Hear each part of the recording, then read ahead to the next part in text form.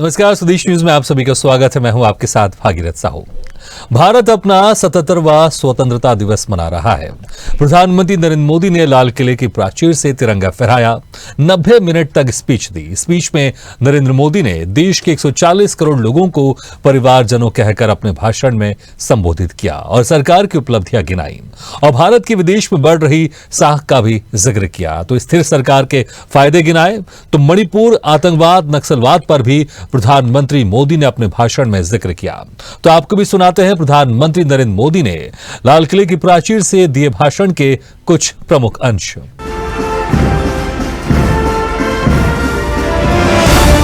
संकल्प साफ है, नीतियां स्पष्ट है, नीयत के सामने कोई सवाल या निशान नहीं है। भारत अपना 77वां स्वतंत्रता दिवस मना रहा है। प्रधानमंत्री नरेंद्र मोदी ने लाल किले की प्राचीर से तिरंगा फहराया, 90 मिनट तक स्पीच दी। स्पीच की शुरुआत में ही नरेंद्र मोदी ने देश के 140 करोड़ लोगों का जिक्र करते हुए सबको अपना परिवार बताया, उनको परिवारजनों कहकर अपने भाषण में संबोधित किया और देश विदेश में रह रहे भारतीयों को स्वतंत्रता दिवस की शुभकामनाएं दी। 140 करोड़ परिवारजन,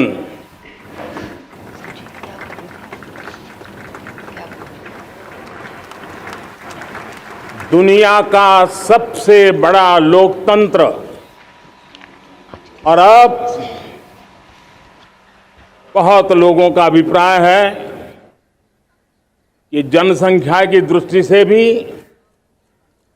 हम विश्व में नंबर 1 पर है। इतना बड़ा विशाल देश,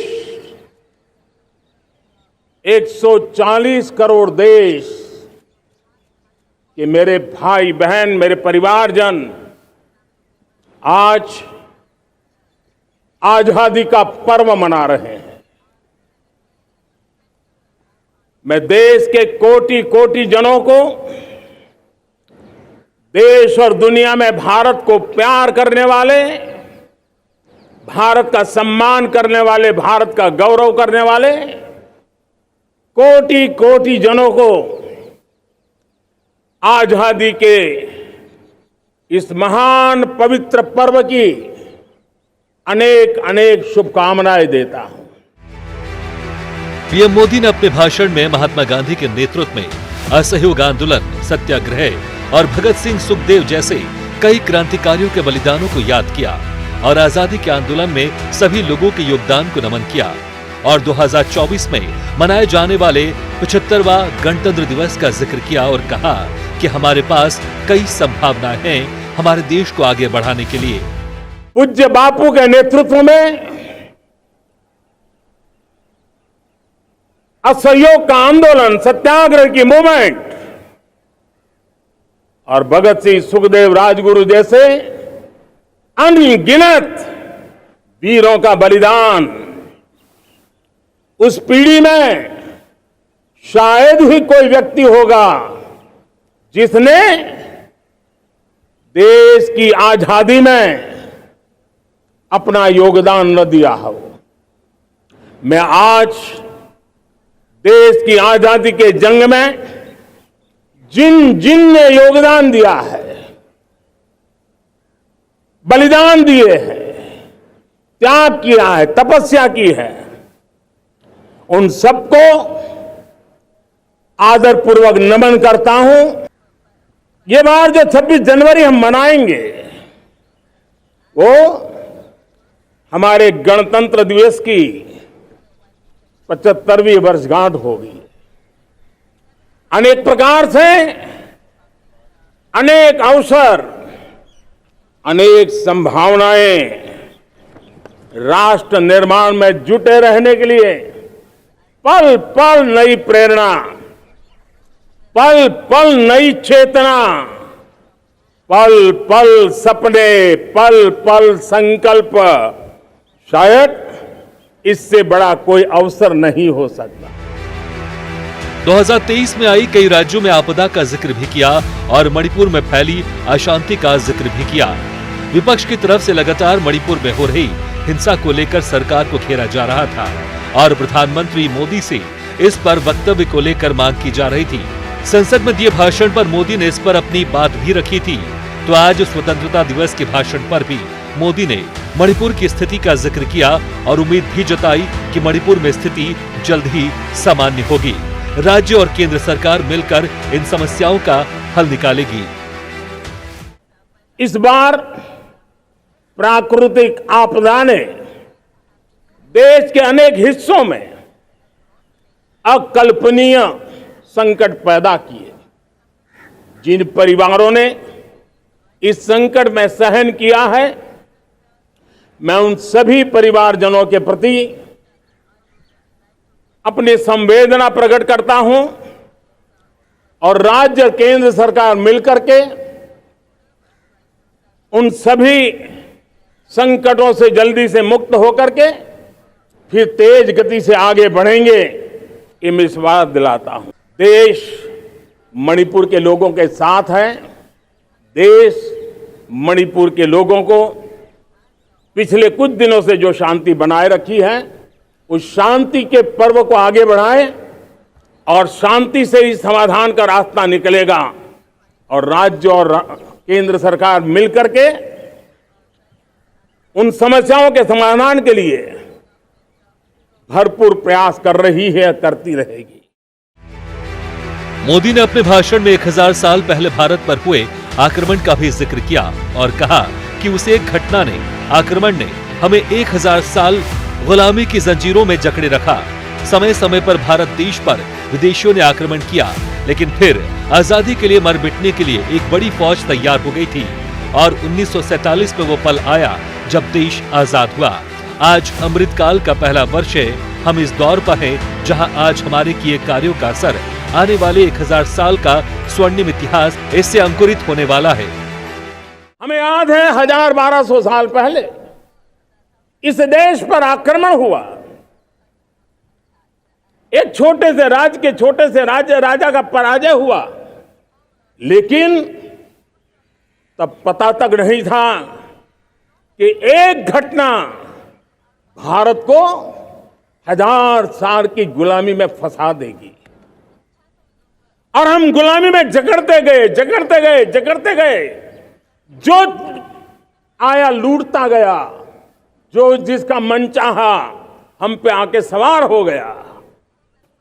इस कालखंड में जो हम करेंगे, जो कदम उठाएंगे, जितना त्याग करेंगे, तपस्या करेंगे, सर्वजन हिताय सर्वजन सुखाय, एक के बाद एक फैसले लेंगे, आने वाले 1000 साल का देश का स्वर्णिम इतिहास उससे अंकुरित होने वाला है। भारत की विदेश में बढ़ती लोकप्रियता का भी जिक्र किया प्रधानमंत्री नरेंद्र मोदी ने।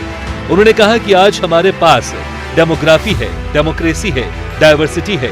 भारत की ये त्रिवेणी भारत के हर सपने को साकार करने का सामर्थ्य रखती है। दूसरे देशों की उम्र ढल रही है, लेकिन भारत ऊर्जावान होकर उभर रहा है।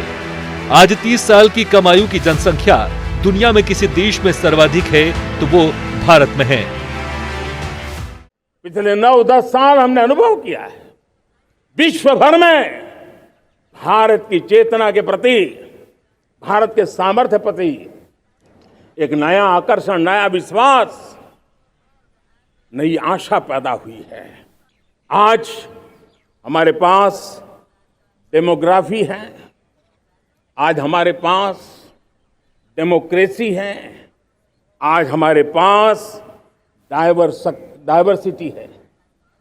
डेमोग्राफी, डेमोक्रेसी और डायवर्सिटी की ये त्रिवेणी भारत के हर सपने को साकार करने का सामर्थ्य रखती है। कि आज 30 साल की कम आयु की जनसंख्या दुनिया में सर्वाधिक कहीं है तो ये मेरे भारत मां की गोद में है, ये मेरे देश में है। और 30 साल से कम उम्र की नौजवान हो मेरे देश के पास हो, कोटि कोटि भुजाएं हो, कोटि कोटि मस्तिष्क हो, कोटि कोटि सपने, कोटि कोटि संकल्प हो। प्रधानमंत्री नरेंद्र मोदी ने डिजिटल इंडिया का भी जिक्र किया। डिजिटल इंडिया की सफलता के बारे में बताते हुए कहा कि G20 समिट में दुनिया के समृद्ध देश, विकसित देश मुझसे भारत के डिजिटल इंडिया की सफलता के बारे में पूछते थे तो मैं उनको कहता था, डिजिटल इंडिया की सफलता में भारत के सिर्फ बड़े शहर मुंबई, दिल्ली का ही योगदान नहीं रहा, बल्कि स्मॉल सिटी, छोटे शहर, छोटे कस्बों के लोगों का भी प्रयास और उनकी सहभागिता रही है। दुनिया के समृद्ध देश, दुनिया के विकसित देश भी उनके मुखिया मुझे भारत की डिजिटल इंडिया की सफलता के लिए बारीकियों से जानने के लिए इच्छुक थे। हर कोई इसका सवाल पूछता था और जब मैं उनको कहता था कि भारत ने जो कमाल किया है ना, वो दिल्ली, मुंबई, चेन्नई तक सीमित नहीं है। भारत ने जो कमाल कर रहा है, मेरे टियर 2, टियर 3 सिटी के युवा भी आज मेरे देश का भाग्य गढ़ रहे हैं। छोटे छोटे स्थान के मेरे नौजवान, और मैं आज बड़े विश्वास से कहता हूं, देश का ये जो सामर्थ्य नया नजर आ रहा है, और इसलिए मैं कहता हूं, हमारे छोटे शहर आकार और आबादी में छोटे हो सकते हैं। ये हमारे छोटे छोटे शहर, हमारे कस्बे आकार और आबादी में छोटे हो सकते हैं, लेकिन आशा और आकांक्षा, प्रयास और प्रभाव वो किसी से कम नहीं है। प्रधानमंत्री नरेंद्र मोदी ने डिजिटल इंडिया का भी जिक्र किया। डिजिटल इंडिया की सफलता के बारे में बताते हुए कहा कि G20 समिट में दुनिया के समृद्ध देश, विकसित देश मुझसे भारत के डिजिटल इंडिया की सफलता के बारे में पूछते थे तो मैं उनको कहता था, डिजिटल इंडिया की सफलता में भारत के सिर्फ बड़े शहर मुंबई, दिल्ली का ही योगदान नहीं रहा, बल्कि स्मॉल सिटी, छोटे शहर, छोटे कस्बों के लोगों का भी प्रयास और उनकी सहभागिता रही है। राष्ट्र चेतना पर भी मोदी ने अपने भाषण में जिक्र किया। जिक्र करते हुए पीएम मोदी ने कहा कि राष्ट्रीय चेतना एक ऐसा शब्द है जो हमें चिंताओं से मुक्त कर रहा है। राष्ट्रीय चेतना ये सिद्ध कर रही है कि आज भारत का सबसे बड़ा सामर्थ्य बना है भरोसा, विश्वास, जन जन का सरकार पर विश्वास, जन जन का देश के उज्जवल भविष्य पर विश्वास, और विश्वास और विदेशियों का भी भारत के प्रति विश्वास। ये चेतना वो एक ऐसा शब्द है जो हमें चिंताओं से मुक्त कर रहा है, और आज वो राष्ट्रीय चेतना ये सिद्ध कर रही है कि भारत का सबसे बड़ा सामर्थ्य बना है भरोसा, भारत का सबसे बड़ा सामर्थ्य बना है विश्वास। जन जन में हमारा विश्वास, जन जन का सरकार पर विश्वास, जन जन का देश के उज्जवल भविष्य पर विश्वास। प्रधानमंत्री नरेंद्र मोदी ने कोरोना काल का भी जिक्र किया अपने भाषण में। उन्होंने कहा कि कोरोना काल के बाद दुनिया भारत को एक नए नजरिए से देख रही है। भारत का गौरव बढ़ा है। दुनिया ने हमारे सामर्थ्य को देखा है। जब दुनिया के कई देशों की अर्थव्यवस्था बिगड़ रही थी, लेकिन भारत मजबूती से खड़ा था और इससे कई अवसर भारत को मिले। इस अवसर को हमें छोड़ना नहीं चाहिए। देश में 2024 में लोकसभा के चुनाव भी हैं और इसी को देखते हुए प्रधानमंत्री नरेंद्र मोदी ने अपने भाषण में स्थिर सरकार का भी जिक्र किया। उन्होंने कहा कि देश को आगे बढ़ाने के लिए स्थिर सरकार की जरूरत होती है और मेरे देश के लोगों ने 2014 और 2019 में अपने देश में मजबूत सरकार बनाई तो मोदी ने कई रिफॉर्म किए देश हित के लिए, जो आने वाले 1000 साल के लिए असर डालेंगे। यह मोदी ने देश की अर्थव्यवस्था का भी जिक्र किया। मोदी ने कहा कि जब हम 2014 में आए थे तो उस वक्त देश की अर्थव्यवस्था 10वें नंबर की थी। आज देश की अर्थव्यवस्था 5वें नंबर पर है और ये भ्रष्टाचार को काबू करने से हुआ। तो इससे हमारे देश की तिजोरी भरी।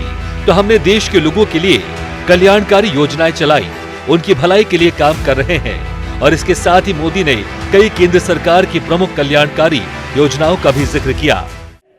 2014 में मेरे देशवासियों ने 30 साल के अनुभव के बाद तय किया कि देश को आगे ले जाना है तो स्थिर सरकार चाहिए, मजबूत सरकार चाहिए, पूर्ण बहुमत वाली सरकार चाहिए और देशवासियों ने एक मजबूत और स्थिर सरकार बनाई और 3 दशकों के जो अनिश्चितता का कालखंड था, जो अस्थिरता का कालखंड था, जो राजनीतिक मजबूरियों से देश जकड़ा हुआ था, उससे मुक्ति मिली।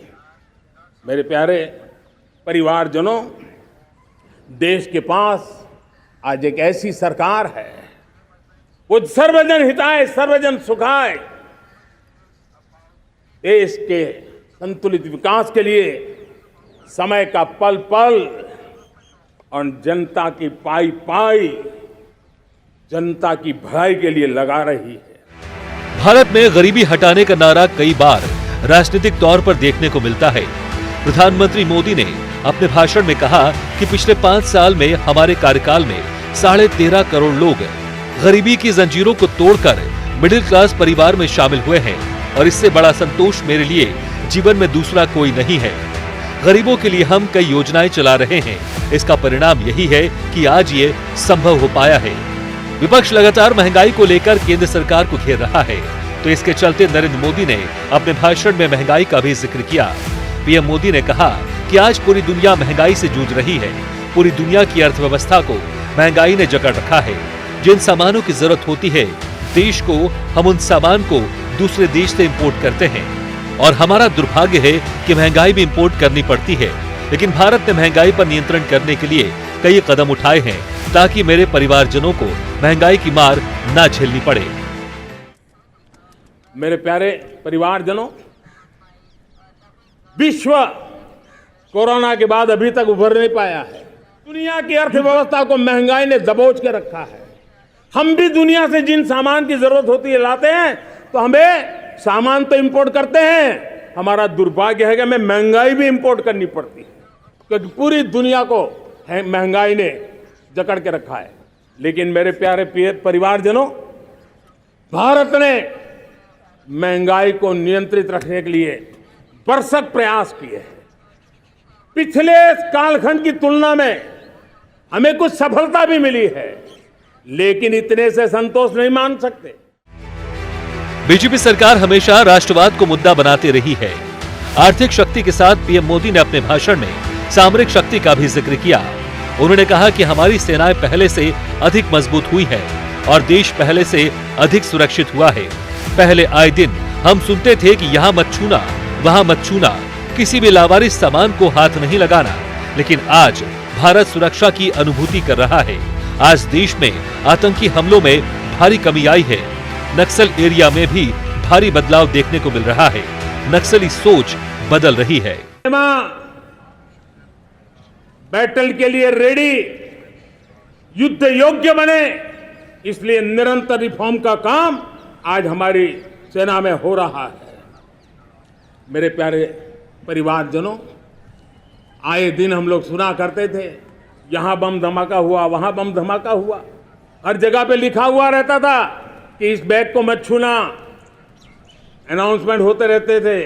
आज देश सुरक्षा की अनुभूति कर रहा है, और जब सुरक्षा होती है, शांति होती है, तो प्रगति के नए अरमान हम पूरे कर सकते हैं। उसको लिए सीरियल बम धमाके का जमाना बीती हुई बात हो गई है।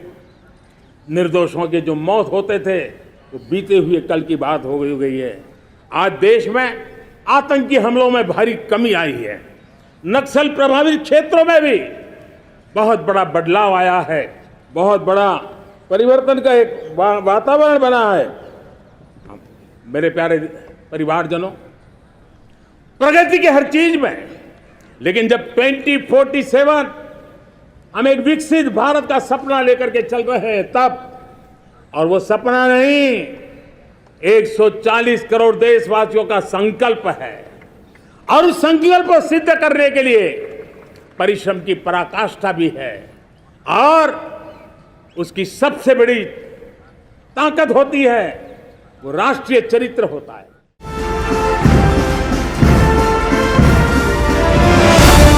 संकल्प साफ है, नीतियां स्पष्ट है, नियत के सामने कोई सवाल या निशान नहीं है। प्रधानमंत्री नरेंद्र मोदी के भाषण के आपने कुछ प्रमुख अंश सुने। इसी के साथ इस बुलेटिन में फिलहाल इतना, लेकिन खबरों का सिलसिला लगातार जारी। आप देखते रहिए स्वदेश न्यूज, सबसे पहले देश। ऐसे ही वीडियो के लिए लाइक करें, शेयर करें, फॉलो करें और YouTube पर जाकर सब्सक्राइब करें और बेल आइकन को दबाना ना भूलें। और ताजा तरीन अपडेट के लिए स्वदेशलाइव.com पर जरूर जाएं।